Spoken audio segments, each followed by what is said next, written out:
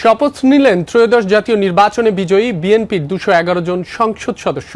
সকাল 10:42 শপথ পড়ান প্রধান নির্বাচন কমিশনার এএমএম নাসির উদ্দিন। সংসদ ভবনের শপথ কক্ষে আয়োজিত শপথ অনুষ্ঠান শুরুর আগে কক্সবাজার 1 আসনে বিএনপির নির্বাচিত সাংসদ সদস্য সালাউদ্দিন আহমদ বলেন, তারা কেউ সংবিধান সংস্কার পরিষদের সদস্য হিসেবে নির্বাচিত হন, তাই জাতীয় সংসদে সাংবিধানিকভাবে গৃহীত হলে এ বিষয়ে পদক্ষেপ নেওয়া হবে বলে জানান তিনি। দলীয় চেয়ারম্যানের পক্ষ থেকে এই সিদ্ধান্ত বলে জানান সালাউদ্দিন আহমদ। সদস্যবৃন্দ, আসসালামু আলাইকুম। আপনাদেরকে আন্তরিক অভিনন্দন।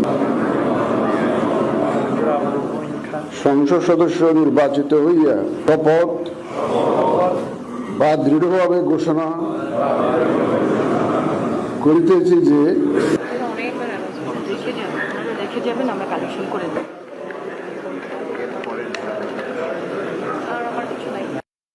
পরিচালনা করবেন সংবিধান অনুযায়ী 148 আর্টিকেল 2A অনুসারে স্পিকার এবং ডেপুটি স্পিকার অথবা তাদের মনোনীত প্রতিনিধি কর্তৃক 3 দিনের মধ্যে যে শপথ করানোর বিধান রয়েছে সেটা পার হয়ে যাওয়ার পরে পরবর্তী 3 দিনের প্রথম দিনে সাংবিধানিকভাবে সিইসি প্রধান নির্বাচন কমিশনার এম্পাওয়ার্ড ক্ষমতাপ্রাপ্ত হয়ে তিনি আজকে শপথ পরিচালনা করবেন। বিধায় আমরা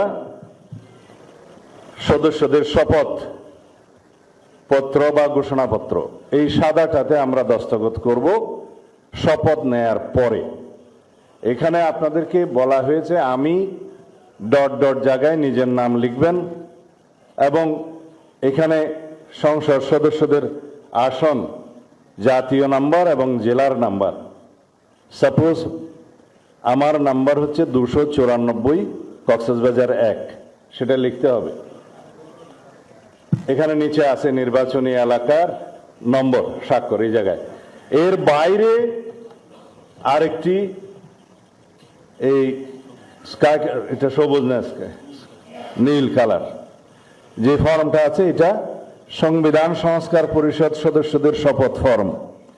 আমরা কেউ সংবিধান সংস্কার পরিষদের সদস্য হিসেবে নির্বাচিত হইনি এবং সংবিধানে এটা এখনো ধারণ করা হয়নি। গণভোটের রায় অনুযায়ী সংবিধান সংস্কার পরিষদ গঠিত হলে সেটা সংবিধানে আগে ধারণ করতে হবে এবং সংবিধান সংস্কার পরিষদের সদস্যকে কে শপথ নেওয়াবেন সেটা বিধান করতে হবে এবং কোন এরকম ফর্ম এটা সংবিধানে নেই। এই ফর্মটি 3য় তফসিলে আছে, সাদাটা এইরকম। তখন একটা ফর্ম সংবিধানের 3য় তফসিলে আসবে, সেগুলো সাংবিধানিকভাবে জাতীয় সংসদে গৃহীত হওয়ার পরে তখন জাতীয় সংবিধান সংস্কার পরিষদের সদস্যদের শপথ নেয়ার বিধান করা যাবে।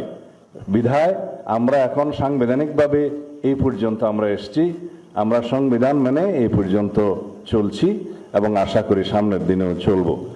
আমি মাননীয় চেয়ারম্যানের নির্দেশে ওনার উপস্থিতিতে আপনাদেরকে এই